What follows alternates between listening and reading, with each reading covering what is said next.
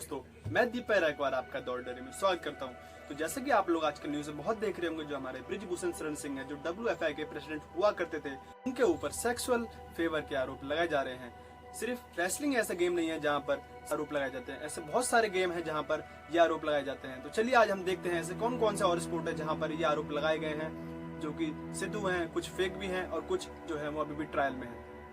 और अगर आपको हमारी वीडियो पसंद आती है तो इसे लाइक करें, और अगर पसंद नहीं आती तो इसे डिसलाइक करें, और हमें कमेंट में बताइए कि हमें और क्या सुधार करने की जरूरत है। और ऐसी और वीडियो पाने के लिए प्लीज सब्सक्राइब करें। तो बिना किसी देरी के लेट्स स्टार्ट दिस वीडियो। और वीडियो में आगे बढ़ने से पहले मैं आपका ध्यान एक डाटा की तरफ जाना चाहता हूँ, जहाँ पर हमें ये बताया गया है कि 2010 से लेकर 2020 तक जो स्पोर्ट अथॉरिटी ऑफ इंडिया है, उनके पास सिर्फ 45 केस रजिस्टर हुए हैं सेक्सुअल हरेसमेंट के रिलेटेड, और उसमें से भी 29 है वो हमारे कोचेस के अगेंस्ट है।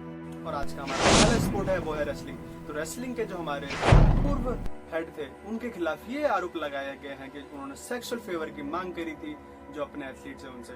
और बाकी हम इस वीडियो में उनकी और ज्यादा बात नहीं करेंगे, क्योंकि ये केस है, इसे न्यूज जो मीडिया है वो बहुत ज्यादा कवर कर रहा है, तो आप सबको पहले से इसके बारे में बहुत ज्यादा जानकारी होगी।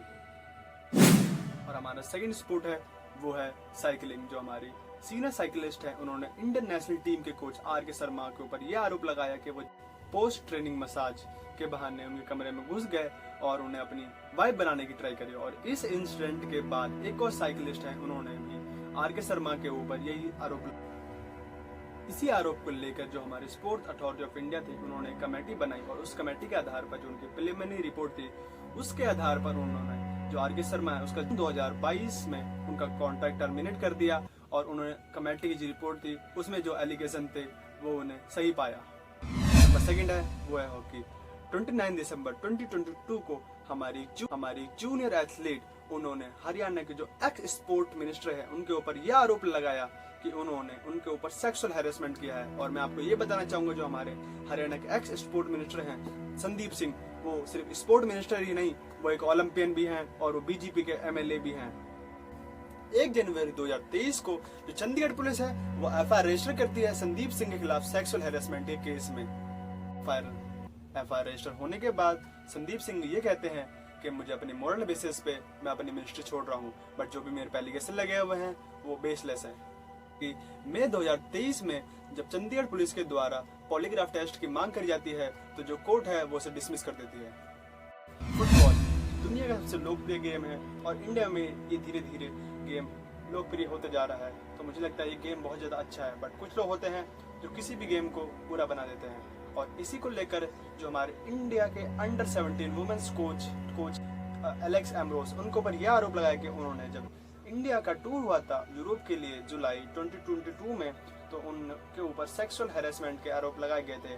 और ये कंप्लेंट वो AIFF को देते हैं। जो AIF जीरो टॉलरेंस की पॉलिसी अपनाते हुए जो एलेक्स एम्ब्रोस हैं, जो असिस्टेंट कोच ऑफ वुमेन्स थे अंडर 17 गर्ल्स के, उन्हें तुरंत बुला लेते हैं, और जो गर्ल्स होती हैं जिनने ये आरोप लगाए होंगे उन्हें भी वापस बुला लेते हैं।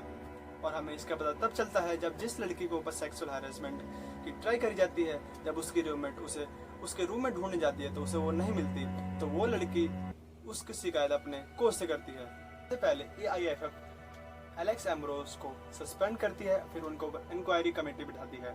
पर सितंबर 2022 में जो एलेक्स एम्ब्रोस है वो पहले ही कोर्ट से ट्रांजिट एंटीसिपेटरी बेल ले लिया होता है।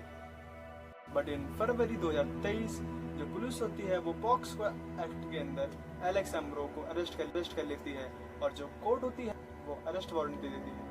मार्च 2022 एक 19 साल की बॉक्सर अपने कोच के खिलाफ सेक्सुअल असल्ट का केस दर्ज करवाती है। उसमें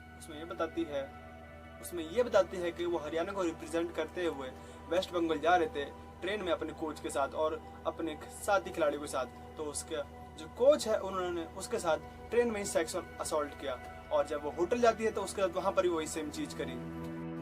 और जो पुलिस है वो हमें ये बताती है जो उनके 28 साल के कोच है, उसने ये स्वीकार कर लिया कि उसने वुमेन को सेक्सुअली असॉल्ट करा है। और मुझे इस बारे में कोई भी जानकारी नहीं मिली कि ये जो बॉक्सर है उसके ऊपर क्या एक्शन लिया गया। 21 सितंबर 2021 रहनुमा भारती, जो कि रियाज भारती की वाइफ है, और रियाज भारती जो कि दाऊद इब्राहिम का असिस्टेंट है, जो रहनुमा भारती है वो ये कंप्लेंट दायर करवाती है कि उसके पति ने उसके ऊपर मैरिटल रेप कराया। और सबसे हैरानी की बात तो यह है कि उसने यह आरोप भी लगाया है कि द स्टार हार्दिक पांड्या, जो कि इंडियन टीम के ऑलराउंडर हैं, और बीसीसीआई के पूर्व चीफ राजेश शुक्ला और मुनाफ पटेल, जो इंडिया के पहले बॉलर भी थे, इन तीनों ने भी उसके अतिरेक करा है। और उसने अपने पति पे यह आरोप भी लगाया है कि उसके पति ने उसे 15 साल से प्रोस्टिट्यूशन में डाल रखा था और उसका पति एक हाई सोसाइटी सेक्स रॉकेट चला रहा था।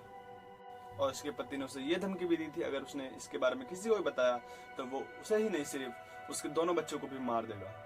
तो पुलिस ने रहनुमा भारती की जो कंप्लेंट है उसे तो रजिस्टर कर लिया है, बट अभी तक एफआईआर रजिस्टर नहीं करी, क्योंकि जो उसका एलिगेशन है उसके ऊपर अभी तक कोई भी उन्हें एविडेंस नहीं मिला।